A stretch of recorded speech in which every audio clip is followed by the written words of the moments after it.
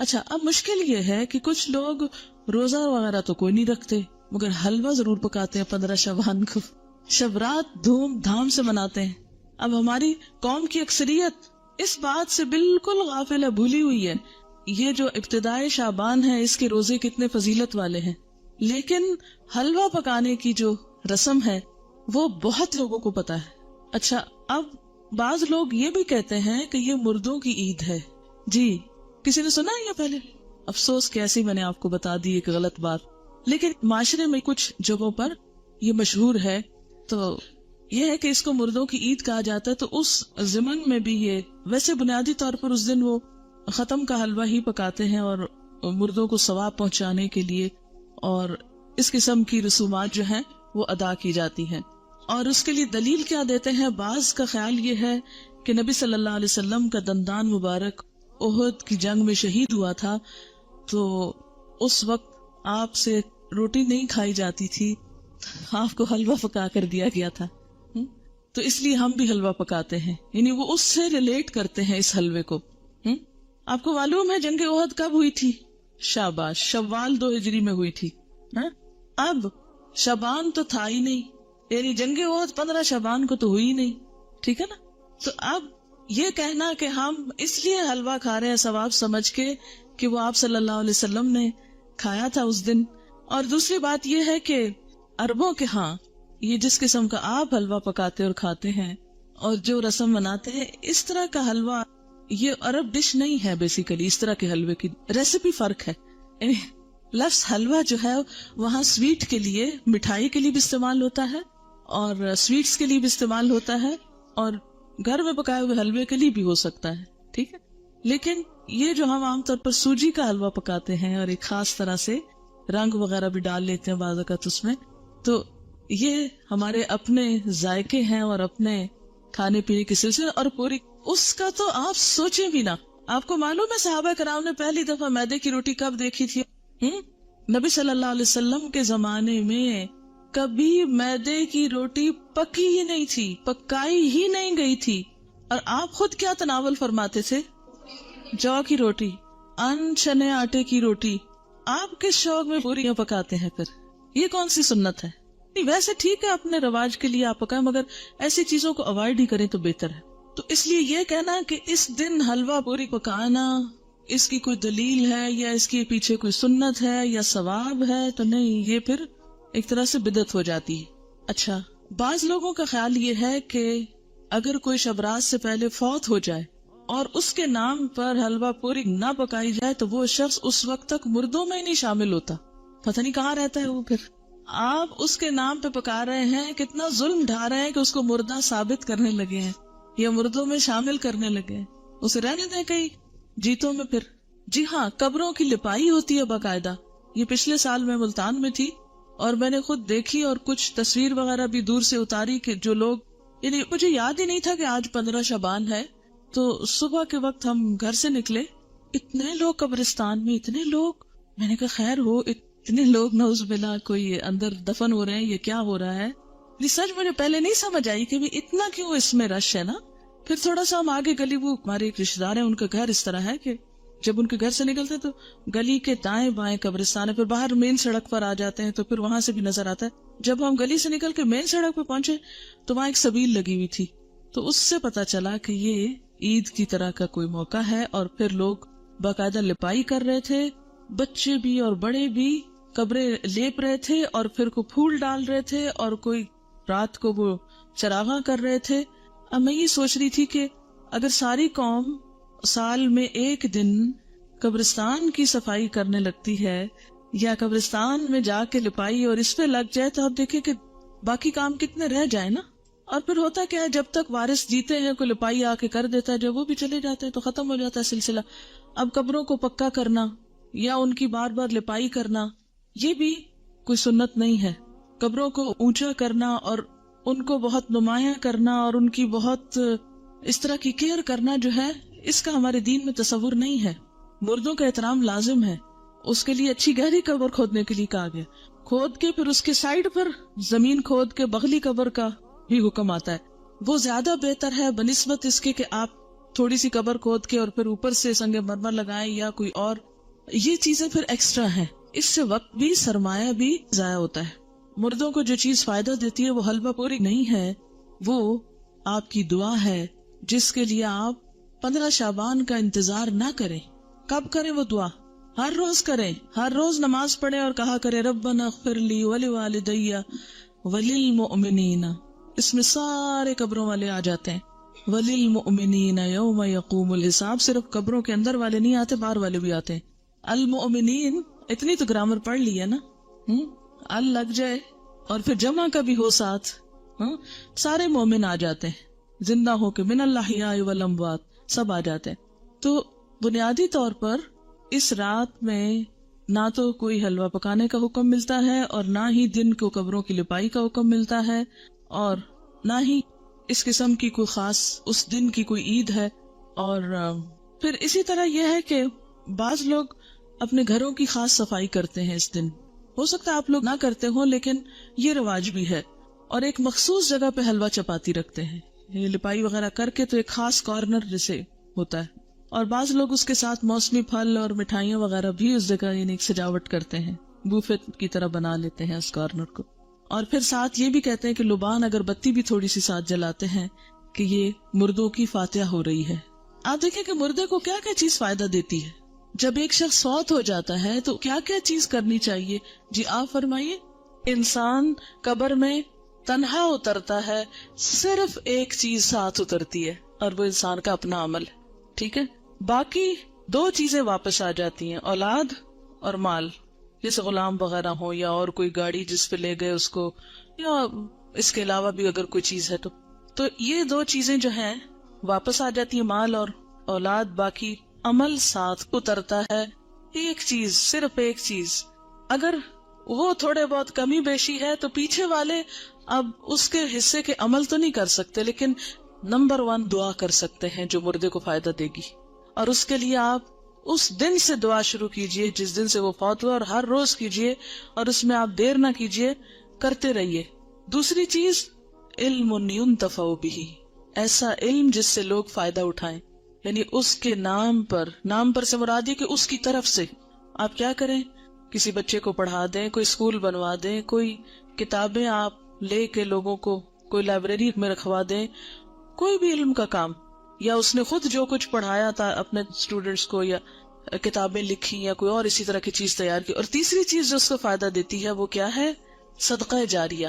آپ اس کے لیے قربانی کریں، آپ اس کے لیے پیسے غریبوں کو دیں، مسکینوں کو کھانا کھلائیں، اس کی طرف سے صدقہ کر سکتے ہیں. ٹھیک ہے، لیکن خاص دن حلوہ پوری پکا کے، روشنی اگربتی جلا کے، اور ایک خاص سٹائل میں یہ سب کرنا جو ہے، یہ نبی صلی اللہ علیہ وسلم کی ایسی کوئی سنت نہیں ہے، اور نہ ہی ایسا دین کو مشکل بنایا گیا ہے جو ہر شخص کے بس کی بات نہ ہو.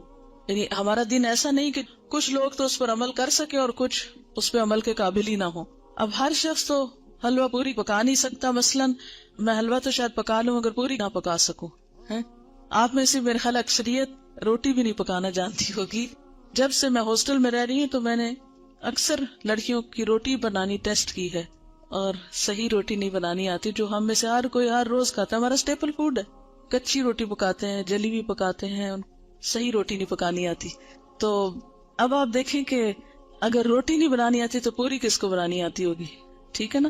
پھر اس کے بعد یہ ہے کہ ہر ایک کے پاس اتنے پیسے کہاں ہوتے ہیں کہ وہ حلوے کے لیے سب کچھ مہیا کر سکے. اور پھر آپ دیکھیے کہ حلوہ بھی پکانے کا صحیح طریقہ آنا چاہیے. کئی لوگ میں نے دیکھے ہیں کہ وہ کچا پکا سوجی کو کر کے اس میں یلو کلر ڈال کے، پانی ڈال کے اور کچی چینی ڈال کے حلوہ پکا کے رکھ دیتے ہیں جس سے پیٹ میں درد ہو جائے. حلوہ اس وقت اچھا پکتا ہے جب آپ کو سوجی بھوننی آتی ہو صحیح، اور وہ پیشنس مانگتا ہے، صبر. بہت ہلکی آنچ پہ کوئی کم از کم 1 گھنٹہ اگر آپ سوجی بنائیں پھر جا کر صحیح حلوہ بنتا ہے. سوجی بھوننے میں جلد بازی جو ہوتی ہے وہ کبھی بھی حلوے کو صحیح نہیں پکنے دیتی. ٹھیک، لیکن ہم ہر چیز میں انسٹنٹ فوڈ کے عادی ہو گئے، انسٹنٹ، جلدی، فوری، جس کے نتیجے میں ہم اب دوسروں کو بیمار تو نہ کریں ایسے حلوے کھلا کے. بعض اوقات دم بھی اس کا صحیح نہیں آنے دیتے، کچا ٹیسٹ آ رہا ہوتا ہے اس میں. آپ کو پتا ہے مکھڈی حلوہ جو ہوتا ہے وہ کیسے بنتا ہے؟ دیکھیں خواتین کا دل پسند ٹاپک ہے نا، تو کیا ہوا اگر ہم اس پہ ذرا سی بات کر لیں. کیسے بنتا ہے؟ کسی کو آتا ہے؟ ہاں بتائیے. ہاں کتنی دیر پکتا ہے؟ تھوڑا ہے. کوئی اور بتائے گا؟ اٹک کی طرف کا کون ہے آپ میں سے؟ کیونکہ اس طرف یہ مکھڈی حلوہ بنتا. ہاں بتائیں گے آپ کتنا ٹائم لگتا ہے مکھڈی حلوہ بننے میں؟ دیکھا، اب خالہ تک رہ گیا. دیکھا آپ نے سیکھا نہیں ہے. وہ ہوتا یہ ہے کہ سوجی کو پانی یا دودھ میں بھگوتے ہیں، پھر اس کو اتنا پکاتے ہیں کہ وہ دونوں پھر الگ ہوں. یعنی دودھ تو خیر الگ نہیں ہوتا، لیکن اس کا جو گھی ہے، گھی میں پکاتے نا، تو پھر وہ گھی اور وہ بالکل الگ الگ جب ہو جائے تو پھر اس کو چھوڑتے ہیں. اور تقریباً 6 گھنٹے تو اس میں لگ ہی جاتے ہیں اگر آپ صحیح پکانا چاہتے ہیں. ویسے تو 2 منٹ میں بھی آپ گھول کے گرم کر کے رکھتے ہیں. خیر یہ باتیں میں نے ضمن ودن بریکٹس اس لیے کی ہیں کہ آپ سب بچیاں ہیں، خواتین ہیں، گھر والوں کی صحت کا انحصار آپ پر ہے.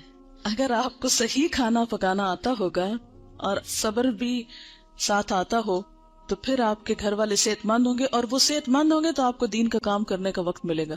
تو یہ جو صحیح کھانا پکانا آنا یہ بہت بڑی نعمت ہے، اور اس پر وقت لگائیں اور اس کو سیکھیں اپنے والدین اور خالہ وغیرہ سے، کیونکہ ایسا نہ ہو کہ یہ زبان تو ہماری جا ہی رہی ہے، ویسے آدھی اردو بولتے آدھی انگریزی بولتے. اب کھانوں میں بھی ہم نے کچھ چائنا سے منگا لیے ریسیپیز، کچھ ادھر ادھر سے. اب وہ کھانے کے سٹائل بھی بدلتے جا رہے ہیں. حالانکہ بیسٹ فوڈ جو ہے الحمدللہ ہمارے اس کانٹیننٹ کا ہے، کہ جو بہت اچھی طرح ویل کوکڈ اور ٹیسٹ کے حساب سے بھی اچھا ہوتا ہے. لیکن افسوس یہ کہ اب ہم آؤٹ ڈور ایٹنگ کے اتنے عادی ہو گئے ہیں کہ ہمیں گھر میں پکانا اچھا ہی نہیں لگتا نا. اور اکثر لڑکیوں کو یہ کہتے سنا گیا آئی ہیٹ کوکنگ. دین والی کوئی لڑکی یہ زبان سے بات نہ نکالے، ٹھیک ہے؟ کیوں نہ نکالے؟ وجہ آپ کو پتا ہے کہ کھانا کھلانا کون سے کاموں میں سے؟ جی ہاں، تو یہ صرف غریب کو کھانا کھلانا نہیں، اپنے گھر کے غریبوں کو کھلانا جو ہے وہ بھی ایک بہت بڑی نیکی کا کام ہے. تو ہیٹ کوکنگ کہنے کی بجائے، لیکن اعتدال اس میں بھی، یہ نہیں کہ پھر آپ کچن سے نہ نکلیں.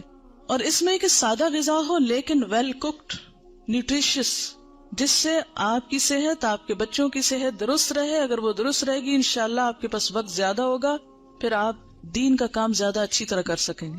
ٹھیک ہے نا؟ یہ بات میں اپنے تجربے سے آپ کو بتا رہی ہوں. جی آپ کچھ کہنا چاہ رہی؟ جی دعا کر سکتے ہیں. اللہ تعالیٰ کے لیے کیا مشکل ہے؟ وہاں تو ہے نا اس کے پاس، جدھر چاہے ڈال دے. یمحو اللہ ما یشاء ویثبت. کیا مطلب اس آیت کا؟ یمحو اللہ ما یشاء ویثبت، مٹا دیتا ہے جس چیز کو چاہتا ہے اور باقی رکھتا ہے جس کو چاہتا ہے. اس میں جو چاہے وہ تبدیلی کر سکتا ہے. وَعِندَهُ أُمُّ الْكِتَابِ، اور اس کے پاس ہے اصل کتاب. سب کی تقدیریں اس کے ہاتھ میں ہے. جس کو جو چاہے عطا کر دے، اور جس کے حصے سے جو چاہے کراس کر دے کہ نہیں یہ اس کو نہیں دینا. اچھا جناب، پھر اس کے بعد یہ ہے کہ بعض لوگوں نے یہ بھی بات مشہور کر رکھی ہے کہ میت کی روح 40 دن گھر آتی رہتی ہے، اور مومنین کی روح جمعہ کی رات کو، شب برات کو اور عیدین کو اپنے گھروں پہ آتی ہے.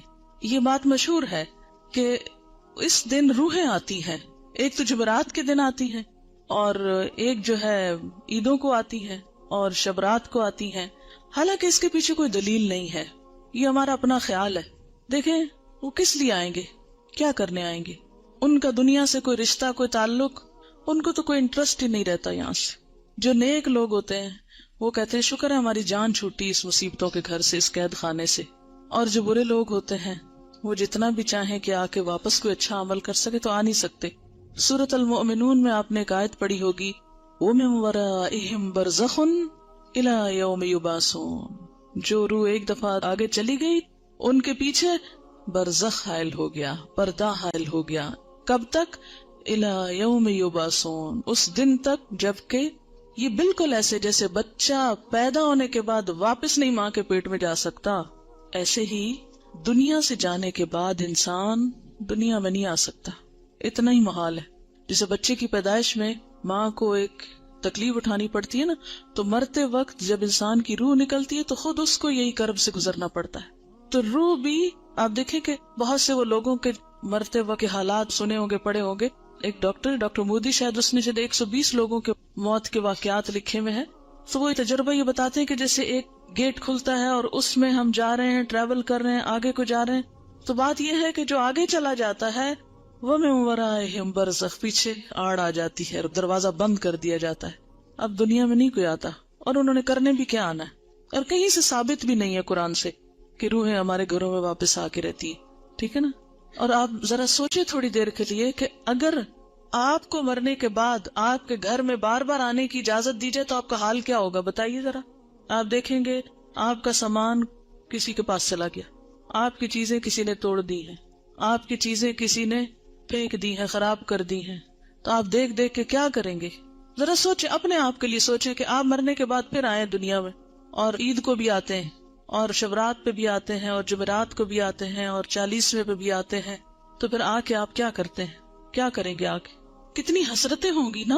تو کیا آپ سمجھتے کہ اللہ تعالیٰ بندوں کو اس طرح حسرتوں میں مبتلا کرتا ہے کہ واپس بھیج کے، یعنی سارے تو عید کے کپڑے پہن کے کھڑے ہوں اور ہم دور کھڑے دیکھتے رہے ہیں کہ یہ عید منا رہے ہیں اور ان کو ہم بھول گئے، ہمیں یاد ہی نہیں کرتے اب یہ. اور پھر ہمارا دل چاہے گا کہ ہم کسی کو گلے ملیں، یہ جو آپس میں ہم ہی ملیں تو مل نہیں سکیں گے. اور پھر کسی کو دیکھ کے دل چاہے گا کہ اس سے بات کریں، بات ہی نہیں کر سکیں گے. تو یہ بات عقل کو بھی نہیں لگتی کہ کوئی مرنے کے بعد پھر دنیا میں آئے، اور پھر آئے بھی خاص اوکیزنز پہ جب لوگ خوشیاں منا رہے ہو اور آپ مر کے آ کے ان کے سر پہ دیکھ رہے ہو حسرت سے. کس قدر افسوسناک بات ہے. تو اور پھر یہ تو چلو ویسے ہم سوچ رہے ہیں نا کہ اگر ہو اف اٹ از پاسبل تو how does it look like, لیکن قرآن میں بھی کہیں نہیں لکھا ہوا اور حدیث میں بھی کہیں اس طرح نہیں پتا چلتا. ہاں یہ ہے کہ مردہ جب قبر میں ہوتا ہے نا تو اس کے حساب کے لیے اس کو واپس روح لوٹائی جاتی ہے، اس کو اٹھا کے بٹھایا جاتا ہے. اور وہ جو ایک کنیکشن ہے نا مردے کا قبر میں اور برزخ میں، وہ ایک خاص کنیکشن ہے.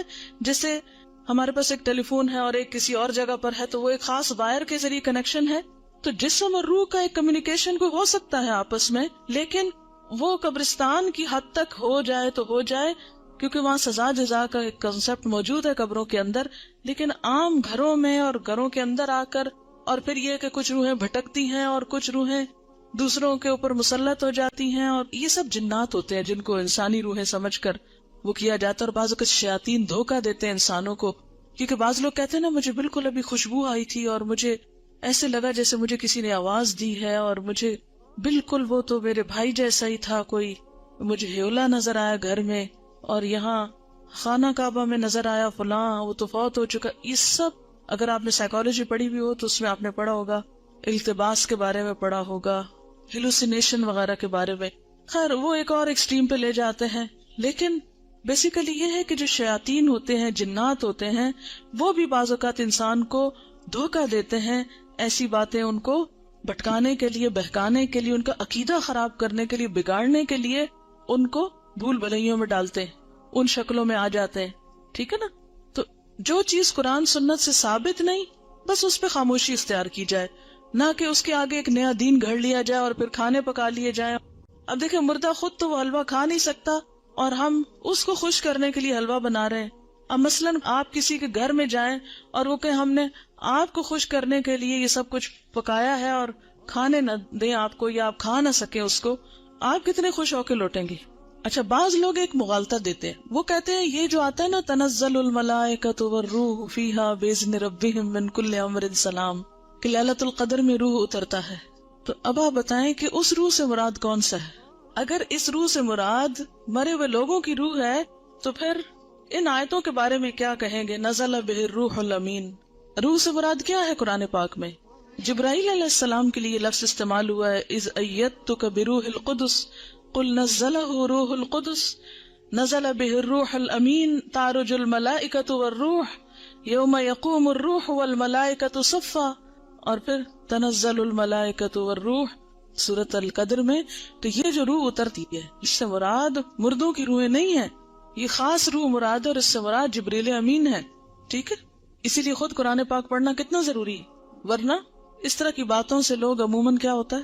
اچھا پھر جناب بات یہ ہے کہ نبی صلی اللہ علیہ وسلم کی 22 سالہ زندگی میں یہ دن آتا رہا ہے 15 شعبان، جس کو ہم شبرات کہتے ہیں.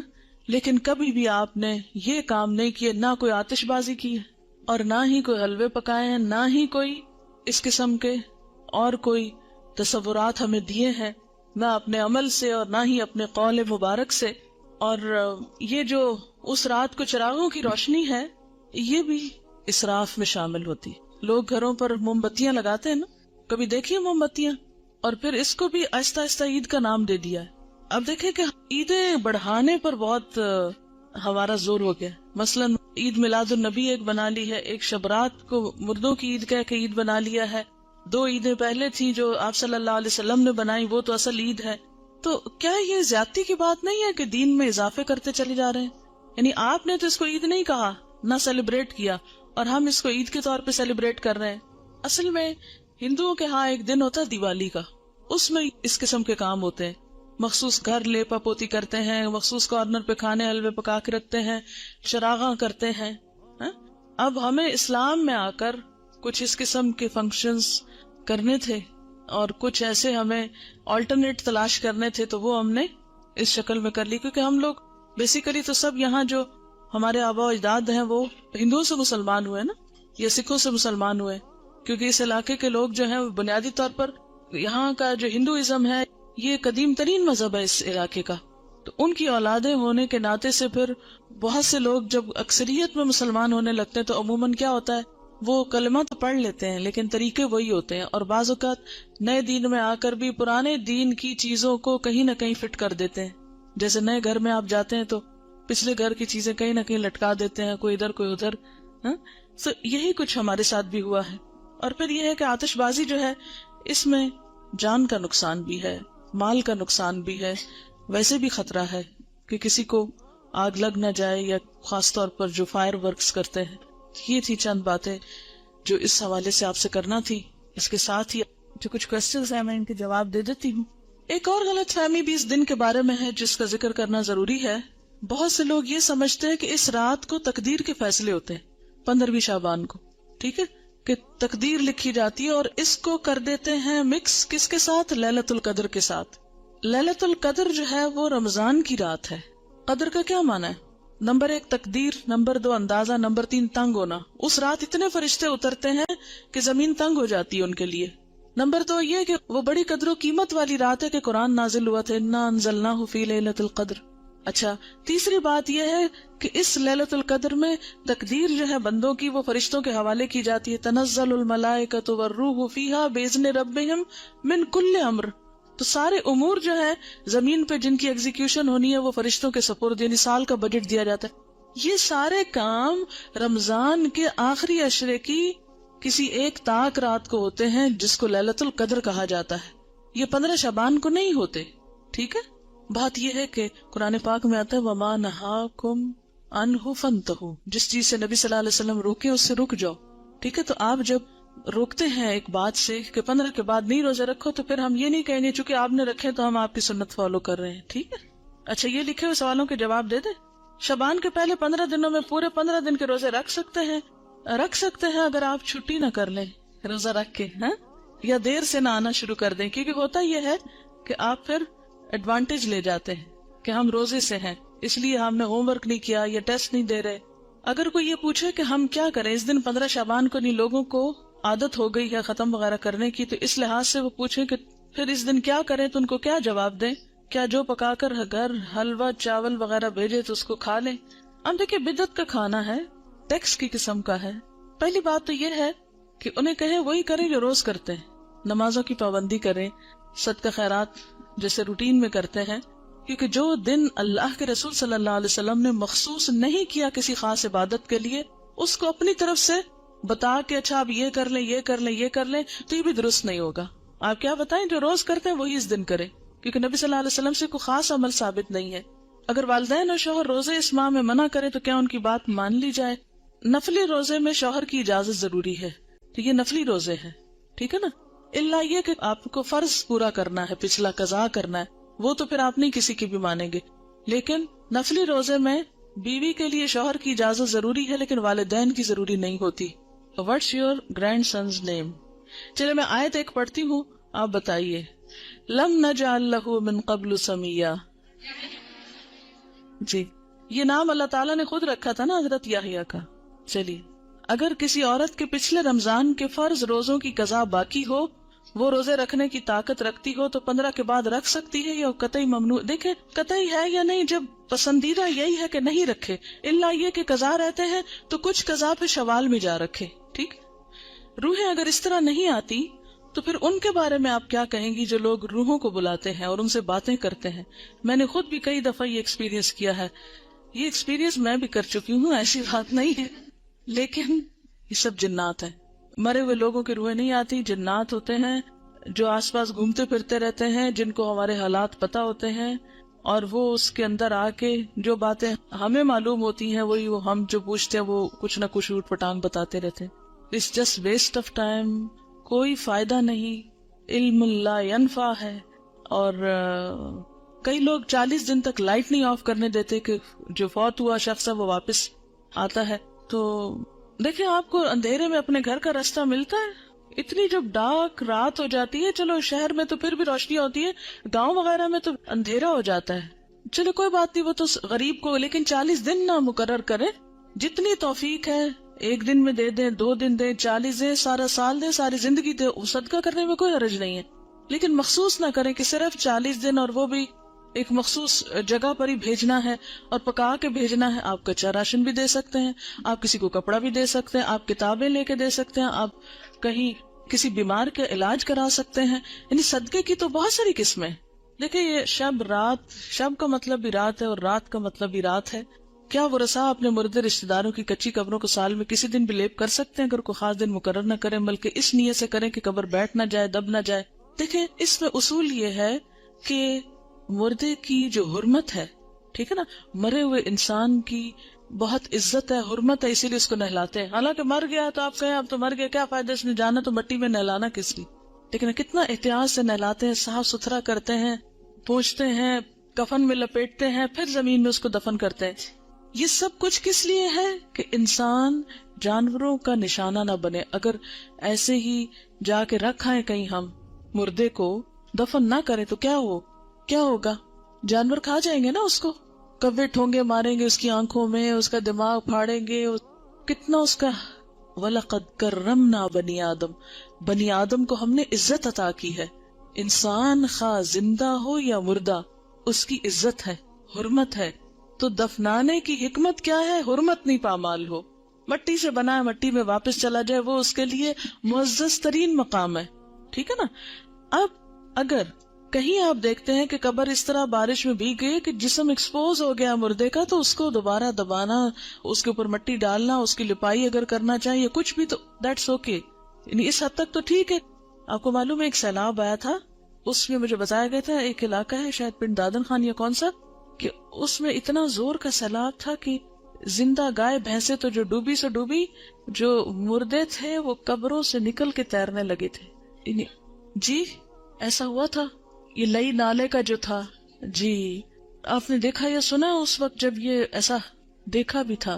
تو اب آپ دیکھیں ایسے اگر نظر آ جائے تو کیا حکم ہے کہ اس مردے کو یعنی دوبارہ دفنایا جائے، اس کی قبر درست کی جائے، اس کو جانوروں کے حوالے نہ کیا جائے. اسی لیے آپ دیکھیں کہ اگر مردہ بچہ بھی پیدا ہوتا ہے نا، یا ادھورا بچہ بھی پیدا ہوتا ہے، ناقص بچہ بھی پیدا ہوتا ہے، تو اس کو بن میں یا کہیں کوڑے کے ڈھیر پہ نہیں پھینکتے. آپ لڑکیاں ہو اس لیے آپ کو یہ بات پتا ہونی چاہیے. بعض اوقات کیا ہوتا ہے کہ بچہ ابارٹ ہو جاتا ہے نا، مس کیریج جاتا ہے نا، اور بہت چھوٹا ہوتا ہے کہ ابھی بعض اوقات اس میں روح پڑی ہوتی ہے، بعض بہت چھوٹا سا. ایون اگر مضغہ کی سٹیج بھی ہو، مضغہ کی سٹیج پر بھی ایسی کوئی تکلیف ہو کہ انسان نہیں بنا، شیپ نہیں بنی، بازو نہیں بنے، لیکن بوٹی پوری بن چکی ہے، تو بھی اس کو بن میں نہ ڈالیں. کیا کریں؟ یا کہیں زمین کھودیں اور اس کے اندر